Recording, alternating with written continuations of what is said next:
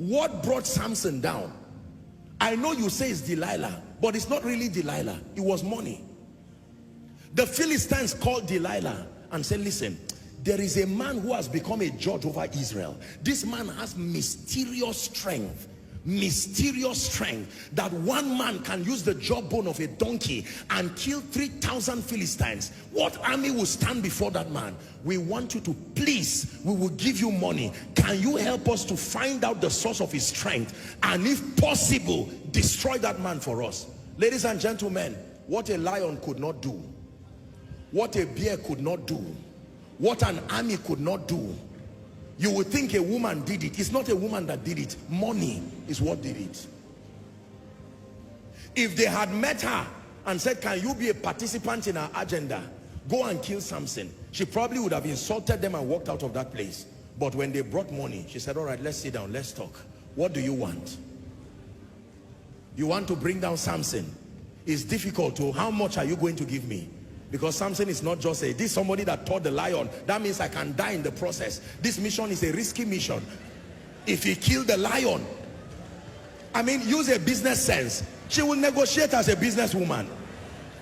You think she will just receive peanuts for the risk of killing Samson? You know what it takes to kill Samson?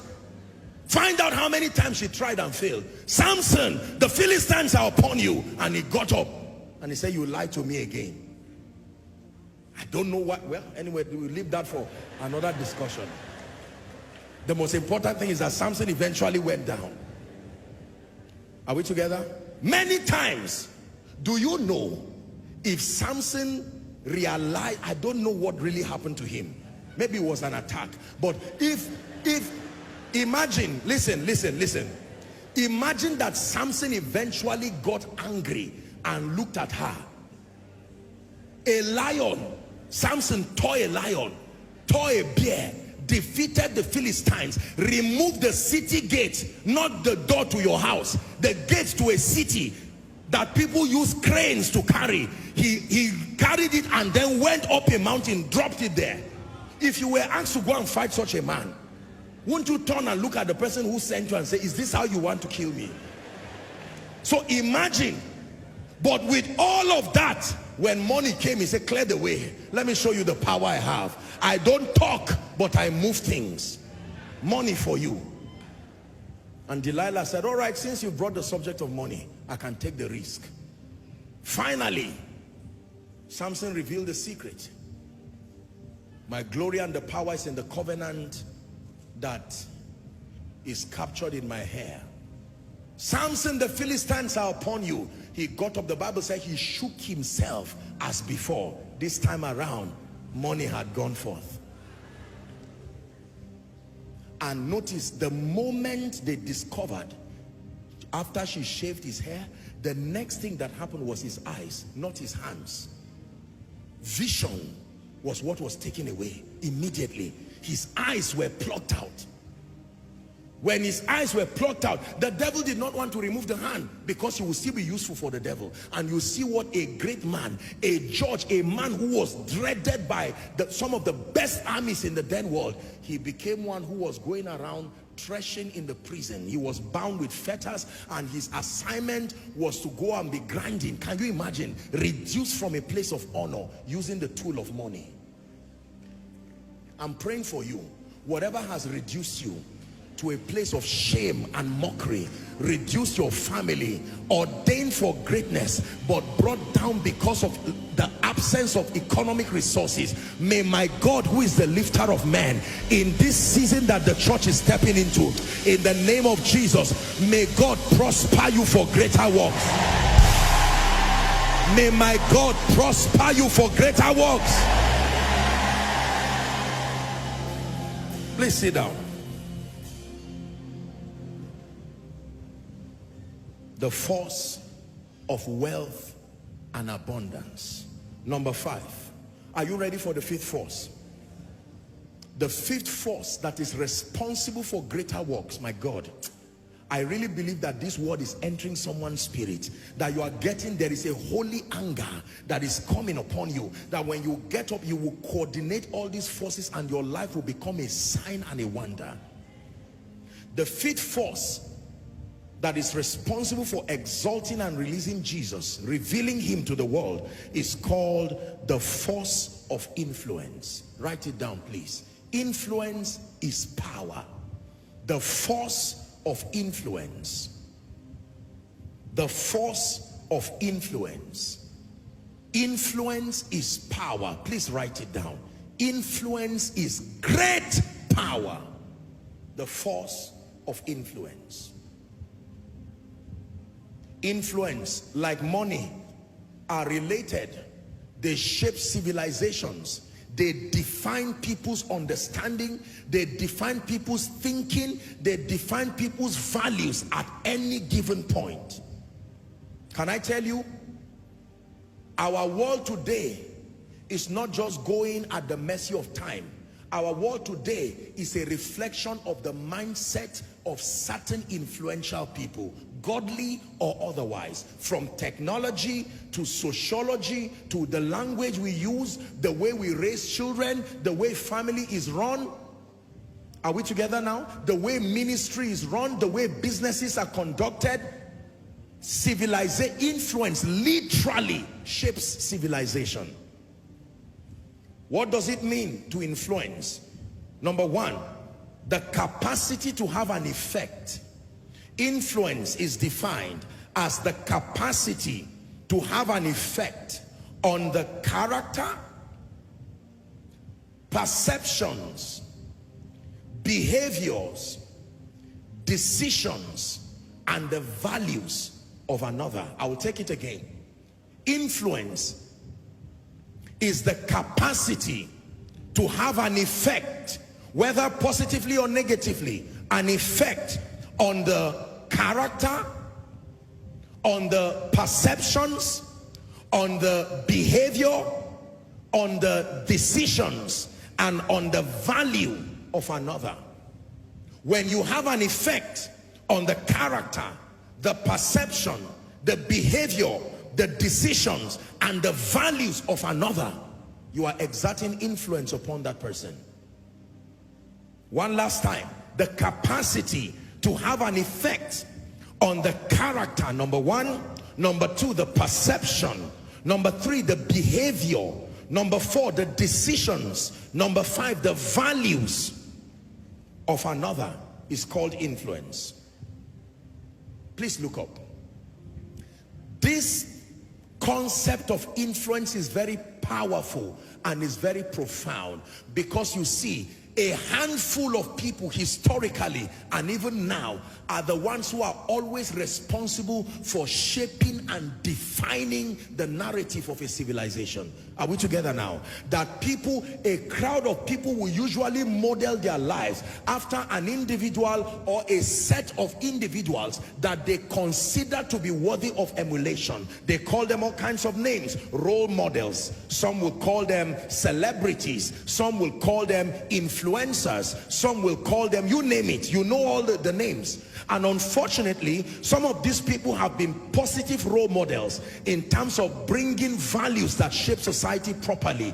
But many of them, sadly, have been very wrong and destructive models. There are children today who have no business learning certain things except that someone they admire. You see, the psychology of influence is the moment you like someone and he becomes a reflection of your aspiration, you will copy everything you can see and find in his life, good or bad, because the assumption is that whatever he is doing, since he has that result to show, it must be right. Are we together? So when Satan wants to destroy a generation, he does not go after everybody. What happens is that he builds certain people through covenant, backed up with excellence, and an indoctrination that makes them know that they are pro-Satan, antichrist, vocally so. And then when he brings them, when that negotiation is done, then he will exalt them and give them the leverage of influence. Are we together now? And from that standpoint, they begin to sell certain value systems. And as ugly as some of those value systems are, you would think they should be so pungent, an intelligent person should reject them. But never downplay what influence does to a man. Influence can make darkness look like light. Greater works on the wings of influence. There are many people today. Did you know, once upon a time, have you noticed that generally speaking, we speak better, our generation communicates a lot better, not necessarily because people have gone to more schools and learned. It's simply because the internet has afforded people a greater opportunity to hear and listen to communicators, and that has automatically improved people. You listen to our children. When you hear our children speak, you wish you were them. They speak intelligently, they will correct you. I had an experience with one of our lovely children. I was calling everything that was round orange. So one time I was at the rotunda and I said, wow, this is orange. And she tapped me. She said, it's not orange. I can't remember the name she called it. And she was right. Ladies and gentlemen, O is for, that's what you were taught. Anything that is O is orange. But our children now, you can imagine, they will correct you and say, no, this is orange, this is this one, this is this one. That is the level of advancement, courtesy influence. Children learn now at a remarkable pace because they have audiovisuals that help support their understanding. Pictorial representations of the things. Biology used to be a nightmare, chemistry, physics, but now children laugh while they are learning. When they fail, the teachers call them and say, were you in your right state of mind? Are you okay? We can repeat the test. You know what happened when you were writing your test. You carry your result and start crying before you get home, because you know exactly what will happen, and what you are expecting is exactly what will happen. I leave you to guess whatever it is. I will not say it. Oh yes, you know, you knew exactly what was going to happen.